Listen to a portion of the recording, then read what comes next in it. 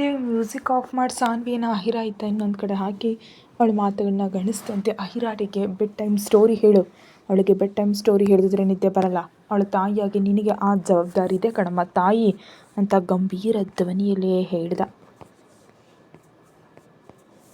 ಸಾನ್ವಿ ನಡ್ತಾ ಅದೆಲ್ಲ ಅಂತಂತಿದ್ರೆ ಅಹಿರ ಎದುರು ಹೋಗಿ, no papa, mama don't like me, no bedtime story ಅಂತ ಅಂತಿದ್ರೆ ಸಾನ್ವಿಗೆ ಮನಸ್ಸು ಚುರುಕಂದ್ರು ಅದನ್ನು ಹೊರಗಾಕ್ತೆ ಕತ್ತಲಲ್ಲೇ ಕಣ್ಣೀರು ಹಾಕಿದ್ಲು. ಹೇಗಿದ್ರು ಕತ್ತಲಲ್ಲಿ ಅವ್ರಿಗೇನು ಕಾಣಿಸೋದಿಲ್ಲ ಅಂತ. ನೋ ಲಕ್ಕಿ ಚಾಂಪ್, ಮಮ್ಮಿಗೆ ನೀನಂದರೆ ತುಂಬ ಇಷ್ಟ, ಈ ಮನೆಯಲ್ಲಿರೋ ಪ್ರತಿಯೊಬ್ಬರಿಗೂ ನೀನಂದರೆ ಎಷ್ಟೋ ಇಷ್ಟ, ನೀನು ನಮ್ಮ ಎಂಪೈರ್ನ ಪ್ರಿನ್ಸೆಸ್ ಅಂತ ಅವಳ ತಲೆ ಸವರ್ತಾ ತೀಕ್ಷ್ಣವಾಗಿ ಸಾನ್ವಿ ಕೊನೆ ನೋಡ್ದ ದೇವ್. ಆ ತೀಕ್ಷ್ಣ ನೋಟ ಅಷ್ಟು ಕತ್ತರಲ್ಲೂ ಸಾನ್ವಿಗೆ ತಗಲಿದ್ರಿಂದ ಗುಟುಕ್ ನುಂಗ್ತಾ ಅದೆಲ್ಲ ಅಂತಿದ್ರೆ ಕತೆ ಹೇಳಿ ಸಾನ್ವಿ, ನಾವು ನಿಧಾನವಾಗಿ ಎಲ್ಲವನ್ನ ಮಾತಾಡ್ಕೊಳ್ಳೋಣ, ನೀನು ಬೆಡ್ ಟೈಮ್ ಸ್ಟೋರಿ ಹೇಳಿದ್ರೆ ನಾನು ಡೋರ್ ಓಪನ್ ಮಾಡ್ತೀನಿ ಅಂದಾಗಲೇ ಸಾನ್ವಿ ಆಸೆ ಪಟ್ಟು ಸರಿ ಅಂತ ಕತೆ ಹೇಳೋದಕ್ಕೆ ಸ್ಟಾರ್ಟ್ ಮಾಡಿದ್ಲು.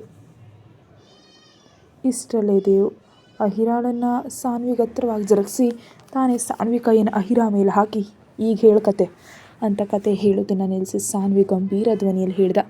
ನಿದ್ದೆ ಮಾಡುವಾಗ ಪಾಪವನ್ನು ಇಂದು ಹತ್ತಿರದಿಂದ ನೋಡ್ಕೊಳ್ಳಿ ಸಾನ್ವಿ ಮೊದಲ ಬಾರಿ ಎಚ್ಚರವಾಗಿದ್ದಾಗಲೇ ತನ್ನ ಹತ್ತಿರಕ್ಕೆ ಬಂದಾಗ ಏನು ಅಂದೆ ಹತ್ತಿರಕ್ಕೆ ತಗೊಳ್ತಿದ್ರೆ ಮನಸ್ಸು ಪುಲಕಿತಗೊಂಡ್ರು ಆ ಮುಖ ಭಾವವನ್ನು ಕತ್ತಲಲ್ಲಿ ಬಚ್ಚಿಟ್ಟು ಸೈಲೆಂಟಾಗಿ ಮುಂದುವರಿಸಿದ್ಲು.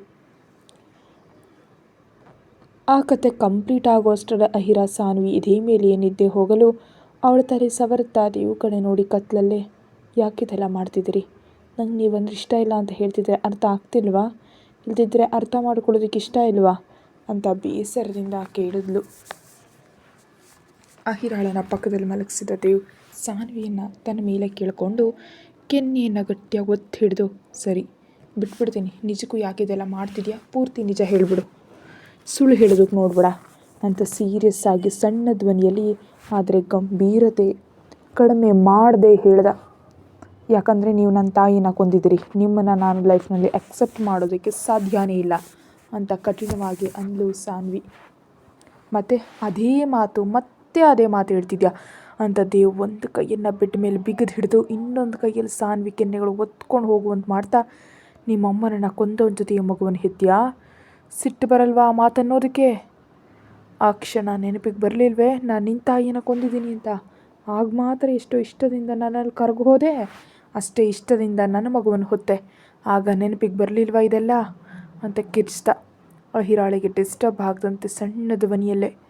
ಆ ಮಾತಿಗೆ ಸಾನ್ವಿ ಆಕ್ರೋಶದಿಂದ, ಅಂದು ನೀವು ಕುಡ್ದಿದ್ರಿ, ನಾನು ಹೇಳಿದ್ರು ಕೇಳಲಿಲ್ಲ ನೀವು ಅಂತಂತಿದ್ರೆ ದೇವ್ ಕೋಪದಿಂದ ಸಾನ್ವಿಯನ್ನು ಎತ್ಕೊಂಡು ಕೆಳಗಿಳಿಸಿದ ಮೇಲೆ ಅಹಿರಾ ಸುತ್ತಲೂ ಪಿಲ್ಲೋಸಿಟ್ಟು ಸಾನ್ವಿಯನ್ನು ಬಾಲ್ಕನಿಗೆ ಕರ್ಕೊಂಡು ಹೋಗಿ ಗೋಡೆಗೆ ಲಾಕ್ ಮಾಡಿ ಗಂಟಲ ಮೇಲೆ ಹಿಡಿತಾ ಎಚ್ಚಿಸ್ತಾ, ಏನೋ ಇನ್ನೊಮ್ಮೆ ಹೇಳು, ಮದ್ಯದ ಮತ್ತನ್ನ ನಿನ್ನನ್ನು ನಾನು ಸ್ವಂತ ಮಾಡ್ಕೊಂಡ, ನಾನು ಅಷ್ಟು ಮತ್ತಿನಲ್ಲಿದ್ದರೂ ನೀನು ನನ್ನ ಹೊಡೆಯೋದಕ್ಕೆ ಸಾಧ್ಯ ಆಗಲಿಲ್ವಾ, ಇಲ್ದಿದ್ರೆ ನನ್ನಿಂದ ತಪ್ಪಿಸ್ಕೊಳ್ಳೋಗೋದಕ್ಕೆ ಸಾಧ್ಯ ಆಗಲಿಲ್ವಾ, ಯಾವುದಾದ್ರೂ ಒಂದು ವಿಷಯ ಹೇಳಿದ್ರೆ ನಂಬುವಂತಿರ್ಬೇಕು ಸಾನ್ವಿ, ನನಗೆ ಪ್ರತಿಯೊಂದು ನೆನಪಿಗೆ ಬಂದಿದೆ ಅಂತ ಎಂದೋ ಹೇಳಿದ್ದೆ, ಆದರೂ ಸರಿ ಇದೇ ಸುಳ್ಳನ್ನು ಹೇಳ್ಕೊಂಡು ಬರ್ತಿದ್ಯಾ, ಸ್ವಲ್ಪನೂ ನಾಚಿಕೆ ಅನ್ನಿಸ್ತಿಲ್ವಾ, ನಿಜಕ್ಕೂ ಹೆತ್ತ ತಾಯಿಯಾಗಿ ನೀನು ಪರ್ಫೆಕ್ಟ್ ಅಂತ ಅನ್ನಿಸ್ತಿದ್ಯಾ ನಿನಗೆ, ನಿನ್ನ ಹೊಟ್ಟೆಯಲ್ಲಿ ನನ್ನ ಲಕ್ಕಿ ಚಾಂಪ್ ಹೊಟ್ಟೆ ತುಂಬ ದೊಡ್ಡ ತಪ್ಪು ಮಾಡಿದಾಳೆ, ಯಾವಾಗಲೂ ನೋಡು ನಿನ್ನ ಸ್ವಾರ್ಥ ತಪ್ಪರೆ ಪಕ್ಕದವ್ರನ್ನ ಅರ್ಥ ಮಾಡ್ಕೊಳ್ಳಲ್ಲ ಅಂತ ತಾನು ಹಿಡಿತಾ ಎಚ್ಚಿಸ್ತಾ ಇರೋಷ್ಟರಲ್ಲೇ ಸಾನ್ವಿ ಮೌನವಾಗಿರೋದನ್ನು ನೋಡಿ ಅಸಹನೆಯಿಂದ ಕೈಗಳನ್ನ ತೆಗೆದ ದೇವ್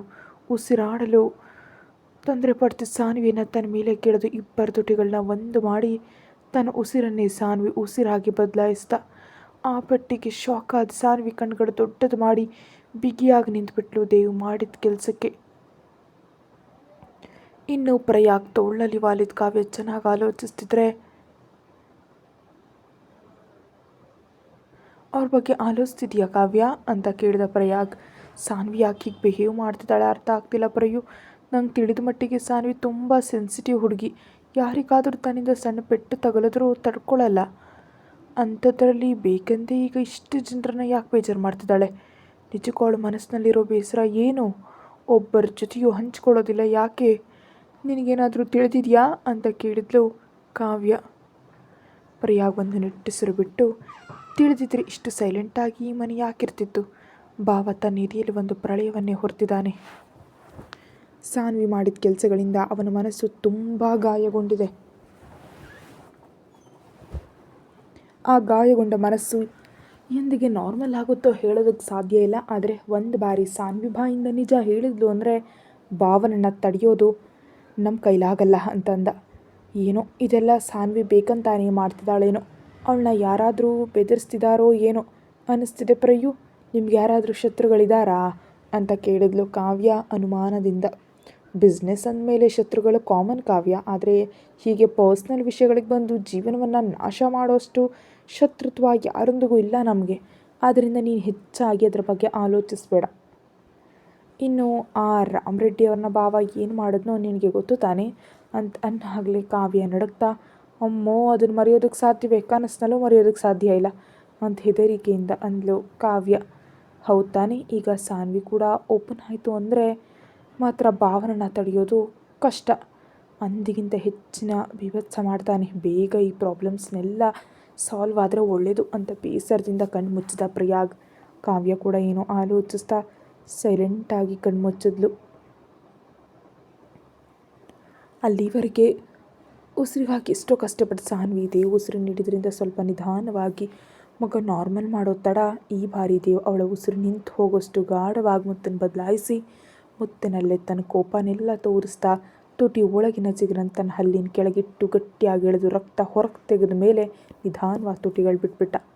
ಇಷ್ಟು ದಿನ ನೀನು ಬದಲಾಗ್ತೀಯ ಅಂತ ನಾನು ಕಾಯ್ತಿದ್ದೆ ಸಾನ್ವಿ, ಆದರೆ ನೀನು ಬದಲು ಹಾಗೆ ಕಾಣ್ತಾ ಇಲ್ಲ. ಸೊ ನಾನೇ ಬದಲಾಗ್ತಿದ್ದೀನಿ. ಇಂದಿನಿಂದ ನೀನು ಏನು ಮಾಡಿದ್ರು ನನಗೆ ತಿಳಿಬೇಕು. ಎಲ್ಲಿಗೆ ಹೋಗ್ತಿದ್ರೋ ನನಗೆ ಹೇಳಿನೇ ಹೋಗಬೇಕು. ಅನುಕ್ಷಣವೂ ನಿನ್ನ ಲೊಕೇಶನ್ ನನ್ನ ಫೋನಲ್ಲಿ ಇರಬೇಕು.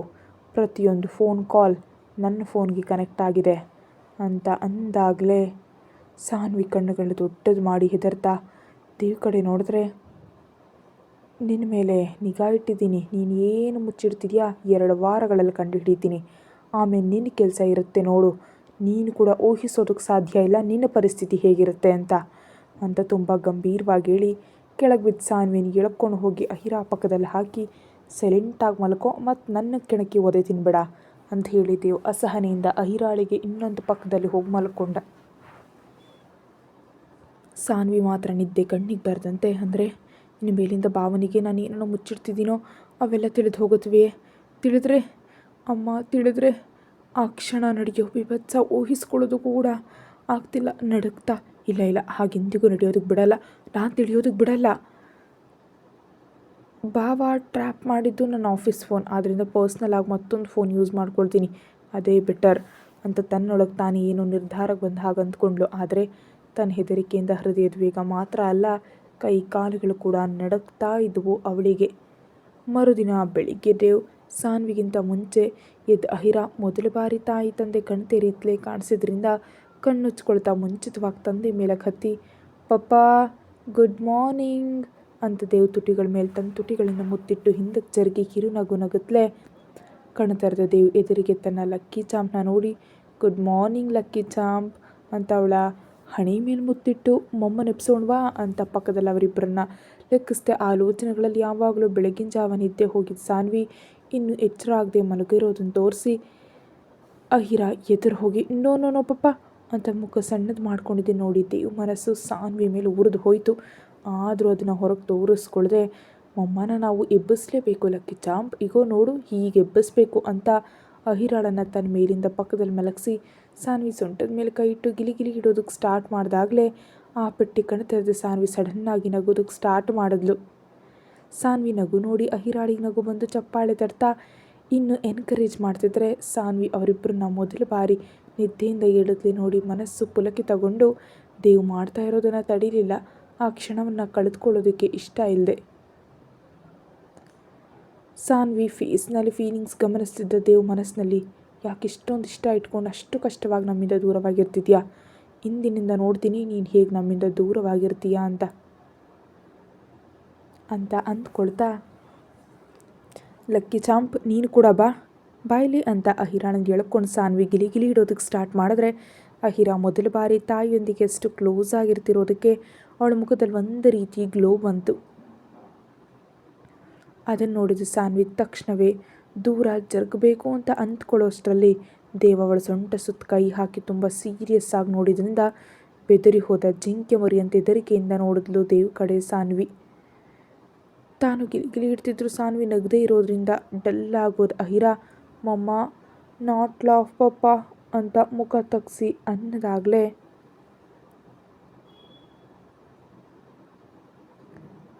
ಮಮ್ಮ ತುಂಬ ಹೊತ್ತು ನಕ್ಕಿದ್ದಾಳಲ್ವ ಲಕ್ಕಿ ಚಾಂಪ್, ಸ್ಟೊಮಕ್ ಪೇಯ್ನ್ ಬರ್ತಿದ್ಯಂತೆ ಅಂತ ಅಂದಾಗ ಇಸ್ ಇಟ್ ಪಪ್ಪ ಅಂತ ಮಮ್ಮ ಯುವರ್ ಸ್ಟೊಮಕ್ ಪೇಯ್ನ್ ಅನ್ನುತ್ತಾ ಹೊಟ್ಟೆ ಹತ್ರ ಕೈ ಇಟ್ಟು ಕಣ್ಣುಗಳನ್ನ ಸಣ್ಣದು ಮಾಡಿ ತೋರಿಸ್ತಾ ಇರೋ ಅಹಿರಾಳನ್ನು ಒಂದೇ ಬಾರಿಗೆ ಎದೆಗೆ ಅಪ್ಕೊಳ್ಬೇಕು ಎಂಬ ಆಸೆಯನ್ನು ಬಲವಂತವಾಗಿ ಹತ್ತಿಕೊಳ್ತಿದ್ದ ಸಾನ್ವಿಯನ್ನು ನೋಡಿದ ದೇವ್ ಅಹಿರಾಳನ್ನು ಬೇಕೆಂದೇ ಸಾನ್ವಿ ಮೇಲೆ ಮಲಗಿಸಿ ಹೋಗಿ ಲಕ್ಕಿ ಚಾಂಪ್ಗೆ ಸ್ನಾನ ಮಾಡಿಸಿ ಕರ್ಕೊಂಡು ಬಾ ಅಂತ ಆರ್ಡರ್ ಮಾಡ್ದ. ಸಾನ್ವಿ ಹೆದರಿಕೆಯಿಂದ ನೋ ಅನ್ನುವಂತೆ ತಲೆ ಆಡಿಸ್ತಿದ್ರೆ ಹೋಗು ಅಂತ ದೇವ್ ತನ್ನ ಗಂಭೀರ ಧ್ವನಿಯಲ್ಲಿ ಹೇಳಿದ್ರಿಂದ ಇದರ ಹೋಗಿ ಮೊದಲ ಬಾರಿ ಬಂದ ಅವಕಾಶವನ್ನು ಕಳ್ಕೊಳ್ಳೋದಕ್ಕೆ ಮನಸ್ಸಿಲ್ಲದೆ ಇಷ್ಟ ಇಲ್ಲದಂತೆ ನಟಿಸ್ತಾ ಅಹಿರಾಳನ್ನು ಕರ್ಕೊಂಡು ವಾಶ್ರೂಮ್ಗೆ ಹೋದ್ಲು ಸಾನ್ವಿ. ಹೋದ ಸಾನ್ವಿಯನ್ನೇ ನೋಡ್ತಿದ್ದ ದೇವ್ ಈ ಕ್ಷಣದಿಂದ ನಿನ್ನ ಬಗ್ಗೆ ನೀನು ಮುಚ್ಚಿಡ್ತಿರೋ ನಿಜದ ಬಗ್ಗೆ ತಿಳಿಯೋದೇ ನನ್ನ ಕೆಲಸ ಸಾನ್ವಿ, ಇನ್ನು ನಿನ್ನನ್ನು ಬಿಡೋ ಮಾತೇ ಇಲ್ಲ ಅಂತ ತುಂಬ ಸೀರಿಯಸ್ ಆಗಿ ಅಂದುಕೊಳ್ತಾ ತನ್ನ ಫೋನ್ ತೆಗೆದುಕೊಂಡು ಬಾಲ್ಕನಿಗೆ ಹೋದ. ವಾಶ್ರೂಮ್ಗೆ ಹೋದ ಅಹಿರಾ ತಾಯಿಯನ್ನು ನೋಡಿ ಬಿಕ್ಕು ಮುಖ ಮಾಡಿ ಯು ಬಾತ್ ಮೀ ಮಮ್ಮ, ನೀನು ನನಗೆ ಸ್ನಾನ ಮಾಡಿಸ್ತೀಯ ಮಮ್ಮಿ ಅಂತ ತನಗೆ ಬಂದ ಲ್ಯಾಂಗ್ವೇಜ್ನಲ್ಲಿ ಕೇಳ್ತಿದ್ರೆ ಅಹಿ ನಾನೇ ಮಾಡಿಸ್ತೀನಿ ಏನು ಬೇಡವಾ ಅಂತ ಕೇಳ್ತಾ ನೈಟ್ ಡ್ರೆಸ್ಸನ್ನು ತೆಗಿತಿದ್ರೆ ಐ ವಾಂಟ್ ಅಂತ ಎಗರ್ತಾ ಮೊದಲ ಬಾರಿ ತಾಯಿ ಕೈಯಿಂದ ಸ್ನಾನ ಮಾಡಿಸ್ಕೊಂಡಂತಹ ಎಕ್ಸ್ಪೀರಿಯನ್ಸ್ ಪಡೆದ ಅಹಿರಾ ಆನಂದ ಅವಳ ಮುಖದಲ್ಲಿ ತುಂಬ ಹೆಚ್ಚಾಗಿ ಕಾಣಿಸ್ತಿದ್ರೆ ಇಷ್ಟು ದಿನ ಅಹಿರಾಳನ್ನು ಬೇಜಾರು ಮಾಡಿದ್ದಕ್ಕೆ ತನ್ನನ್ನು ತಾನೇ ಬೈದ್ಕೊಂಡ್ಳು ಸಾನ್ವಿ. ಇಬ್ಬರು ಹೊರಗೆ ಬರುವಷ್ಟರಲ್ಲಿ ದೇವ್ ಆಲ್ರೆಡಿ ಅಹಿರಾಳಿಗೆ ಬೇಕಾದ ಡ್ರೆಸ್ ಜೊತೆಗೆ ಉಳಿದವುಗಳನ್ನ ಕೂಡ ತಂದು ಸಾನ್ವಿ ಕೈಯಲ್ಲಿ ಇಟ್ಟ ತಕ್ಷಣವೇ ಸಾನ್ವಿ ಎಷ್ಟು ಸುಂದರವಾಗಿ ಅಹಿರಾಳನ್ನು ರೆಡಿ ಮಾಡಿ ಮುದ್ದಾಡ್ತಾ ಕೊನೆಯಲ್ಲಿ ಎಡಗಾಲಿನ ಅರಿಗಾಲಿಗೆ ದೃಷ್ಟಿ ಬೊಟ್ಟಿಟ್ಟು ತುಂಬ ಕ್ಯೂಟ್ ಆಗಿದೆಯಾ ಅಹಿ ಅನ್ನುತ್ತಾ ಬೆರಳುಗಳ ಗಂಟು ಮುರಿದ್ಲು. ಅಹಿರಾ ನಗ್ತಾ ತಾಯಿಯ ಕಡೆ ನೋಡಿ ಲವ್ ಯು ಮಮ್ಮ ಅನ್ನುತ್ತಾ ಸಾನ್ವಿ ಕೆನ್ನೆ ಮೇಲೆ ಮುತ್ತಿಟ್ಟು ತಕ್ಷಣವೇ ಸಾನ್ವಿ ಮನಸ್ಸಿನಲ್ಲಿ love you too Ahi love you so much ಅಂತ ಅವ್ರ ಸುತ್ತ ಕೈ ಕೂಡ ಹಾಕದೆ ಅಂದ್ಕೊಂಡ್ಲು ಕಣ್ಮುಚ್ಚಿ. ಇಷ್ಟರಲ್ಲಿ ದೇವ್ ಲಕ್ಕಿ ಚಾಂಪ್ ಅತ್ತೆ ನಿನ್ನ ಕರಿತಿದ್ದಾಳೆ ಹೋಗು ಅಂತ ಹೇಳಿದ್ರಿಂದ ಅಹಿರಾ ಓಕೆ ಪಪ್ಪ ಅಂತ ಚಿಂಗ್ ಚಿಂಗ್ ಅಂತ ಎಗರ್ತಾ ಆ ರೂಮ್ ದಾಟೋದೇ ತಡ, ನಡಿ ನಂಗೆ ಸ್ನಾನ ಮಾಡಿಸು ಅಂತ ಸಾನ್ವಿ ಕೈಯನ್ನು ಹಿಡಿದು ಎಳ್ಕೊಂಡು ವಾಶ್ರೂಮ್ಗೆ ಕರ್ಕೊಂಡು ಹೋಗ್ಬಿಟ್ಟ ದೇವ್. ಆ ಪೆಟ್ಟಿಗೆ ಮುಖ ದೊಡ್ಡದು ಮಾಡಿ ಸಾನ್ವಿ ನಾನು ನಿಮಗೆ ಸ್ನಾನ ಮಾಡಿಸೋದೇನ್ರಿ, ಇಲ್ಲ ನಾನು ಹೋಗ್ತೀನಿ ಅನ್ನುತ್ತಾ ಹೊರಗಡೆ ಓಡ್ತಿದ್ದ ಸಾನ್ವಿಯನ್ನು ಎತ್ತಿ ಬಾತ್ ಟಬ್ನಲ್ಲಿ ಹಾಕಿದ ದೇವ್. ತನ್ನ ಸೊಂಟದ ಹತ್ರ ಕೈಗಳನ್ನ ಇಟ್ಕೊಂಡು ಎಲ್ಲಿಗೆ ಓಡೋಗ್ತಾ ಇದೆಯಾ, ನನ್ನನ್ನು ನೋಡ್ದವಳ ನೀನು, ಹೊಸ್ದಾಗಿ ಗಾಬ್ರಿಯೊಂದಿಗೆ ಒಂದು ಸಿಗ್ನಲ್ ಕವರ್ ಮಾಡ್ತಿದ್ಯಾ ಅಂತ ಸೀರಿಯಸ್ ಆಗಿ ಕೇಳ್ತಾ ಹೆಂಡತಿಯಾಗಿ ನಿನ್ನ ಕೆಲಸಗಳನ್ನ ನೀನು ಮಾಡು, ಗಂಡನಾಗಿ ನಾನು ಮಾಡಬೇಕಾದದ್ದನ್ನು ನಾನು ಮಾಡ್ತೀನಿ ಅಂತ ಸೀರಿಯಸ್ ಆಗಿ ಅನ್ನುತ್ತಾ ಕಬೋರ್ಡ್ ಮೇಲೆ ಕೂತು ಬಾ ಬಂದು ಸ್ನಾನ ಮಾಡಿಸು, ಹೇಗೆ ಪ್ರೀತಿಯಿಂದ ಮದುವೆಯಾದ ಹೊಸದರಲ್ಲಿ ಮಾಡಿಸ್ತಿದೆಯೋ ಹಾಗೆ ಅಂತಂದ ದೇವ್. ಆದರೆ ಅಂದು ನಾನು ನಿಮ್ಮನ್ನು ಇಷ್ಟಪಡ್ತಿದ್ದೆ ರೀ ಈಗ ಅಂತ ಅಂತಿರುವಾಗಲೇ ದೇವ್ ಮೇಲಕ್ಕೆದ್ದು ಸಾನ್ವಿ ಕೈ ಹಿಡಿದು ತನ್ನ ಮೇಲೆ ಕೆಳೆದು ಅವಳ ಕಣ್ಣುಗಳಲ್ಲಿ ನೇರವಾಗಿ ನೋಡ್ತಾ ಈಗಲೂ ಪ್ರೀತಿಸ್ತಿದೆಯಾ, ಆ ಪ್ರೇಮ ನಿನ್ನ ಕಣ್ಣುಗಳಲ್ಲಿ ಸ್ಪಷ್ಟವಾಗಿ ನನಗೆ ಕಾಣಿಸ್ತಿದೆ, ಮಾಡಿದ ಓವರ್ ಆ್ಯಕ್ಷನ್ ಸಾಕು, ತ್ವರಿತದಲ್ಲೇ ಈ ಪ್ರಾಬ್ಲಮ್ಸ್ ಎಲ್ಲ ಸೆಟೈಟ್ ಮಾಡಿದ ಮೇಲೆ ನಿನಗೆ ತುಂಬ ದೊಡ್ಡ ಪ್ರಾಬ್ಲಮ್ ಆಗಿ ನಾನೇ ಬದಲಾಗ್ತೀನಿ, ಅಲ್ಲಿವರೆಗೆ ವೆಯ್ಟ್ ಮಾಡು, ಈಗಂತೂ ಬಾಯಿ ಮುಚ್ಕೊಂಡು ಸ್ನಾನ ಮಾಡಿಸು ಅಂತ ತನ್ನ ಟೀ ಶರ್ಟ್ ಟ್ರ್ಯಾಕ್ ಪ್ಯಾಂಟನ್ನು ತೆಗೆದು ಬಾಕ್ಸರ್ ಮೇಲೆ ಕಬೋರ್ಡ್ ಮೇಲೆ ಕೂತ್ಕೊಂಡ. ಸಾನ್ವಿ ಗುಟುಕ್ ನುಗ್ತಾ ಮನಸ್ಸಿನಲ್ಲಿ ನಾನು ದೂರ ಆಗ್ತಿದ್ದೀನಿ ಅನ್ನೋ ಬೇಸರ ಇಲ್ಲದೆ ಅಂದಿಗಿಂತ ಇಂದಿಗೆ ಇನ್ನೂ ಕೈ ಕಂಡಗಳನ್ನೆಲ್ಲ ಬೆಳೆಸಿ ಎಲ್ಲರ ಕಣ್ಣಿಗೆ ಹ್ಯಾಂಡ್ಸಮ್ ಆಗಿ ನೋಡಿದರೆ ಬಿದ್ದು ಹೋಗುವಂತೆ ಬಾಡಿ ಬೆಳೆಸ್ತಾ 26 ವರ್ಷದ ಹುಡುಗನಂತೆ ತಯಾರಾಗ್ತಿದ್ದಾನೆ ಭಾವ ದಿನದಿಂದ ದಿನಕ್ಕೆ ಅಂತ ಮನಸ್ಸಿನಲ್ಲಿ ಹಲ್ಲು ಕಡಿತಾ ದೇವ್ ಬಾಡಿಯನ್ನು ಸ್ಕ್ಯಾನ್ ಮಾಡ್ತಾ ಅಂದ್ಕೊಂಡ್ಳು. ಸಾನ್ವಿ ಮನಸ್ಸಿನಲ್ಲೇ, ನೋಡಿ ಸಾಕು, ನೋಟದಲ್ಲೇ ರೇಪ್ ಮಾಡುವಂತೆ ಕಾಣ್ತಿದ್ಯಾ, ಮುಚ್ಕೊಂಡು ಮೊದಲು ಸ್ನಾನ ಮಾಡಿಸು ಅಂತ ದೇವ್ ಗಂಭೀರವಾಗಿ ಅನ್ನುವಾಗಲೇ ಸಾನ್ವಿ ತಡಬಡಾಯಿಸ್ತಾ, ಚಿಚಿ ನಾನು ಯಾಕೆ ನಿಮ್ಮನ್ನು ರೇಪ್ ಮಾಡ್ತೀನಿ, ನಿಮ್ಮದು ಬರೀ ಓವರೇ ಎಕ್ಸ್ಪೆಕ್ಟೇಷನ್ಸ್ ಆಯಿತು, ನನಗೆ ನಿಮ್ಮನ್ನು ಮುಟ್ಟೋದಕ್ಕೂ ಕೂಡ ಇಷ್ಟ ಇಲ್ಲ ಅಂತ ಅಂದರೆ ದೇವ್ ಸಾನ್ವಿಯನ್ನು ತನ್ನ ಮೇಲೆ ಎಳ್ಕೊಂಡು, ಹಾಗಿದ್ರೆ ಇಂದಿನಿಂದ ನಿನಗೆ ಇಷ್ಟ ಇಲ್ಲದ ಕೆಲಸನೇ ನಡೆಯುತ್ತೆ. ಪ್ರತಿಯೊಂದು ನಿಮಿಷವೂ ನೀನು ನನ್ನನ್ನು ಟಚ್ ಮಾಡಬೇಕು ಅಂತ ಅಂದ್ಕೊಳ್ತಲೇ ಇರ್ತೀಯ, ಆದರೆ ನಿನ್ನ ಟಚ್ ನನ್ನ ಬಾಡಿಗೆ ತಗಲ್ದಂತೆ ನಾನು ನೋಡ್ಕೊಳ್ತೀನಿ ಅಂತ ಸೀರಿಯಸ್ ಆಗಿ ವಾರ್ನಿಂಗ್ ಟೋನ್ನಲ್ಲಿ ಹೇಳ್ದ ದೇವ್. ಆನಂತರ ಹೇಳಿ ಸಾನ್ವಿ ಕೈಯಲ್ಲಿ ಶವರ್ ಜೆಲ್ಲಿಟ್ಟು ಶವರ್ ಆನ್ ಮಾಡ್ದ. ಸಾನ್ವಿ ಒಂದು ನಿಟ್ಟುಸಿರು ಬಿಟ್ಟು, ನನ್ನ ಕೈಯಿಂದ ಬಲವಂತವಾಗಿ ಈ ಕೆಲಸಗಳನ್ನ ಮಾಡಿಸಿದ ತಕ್ಷಣ ನಿಮ್ಮ ಮೇಲೆ ಪ್ರೀತಿ ಬಂದುಬಿಡುತ್ತದಾ ರೀ? ಅದು ನಡೆಯೋ ಕೆಲಸವಾ? ನೀವು ತುಂಬ ಹೆಚ್ಚಾಗಿ ಆಲೋಚಿಸ್ತಿದ್ದೀರಿ.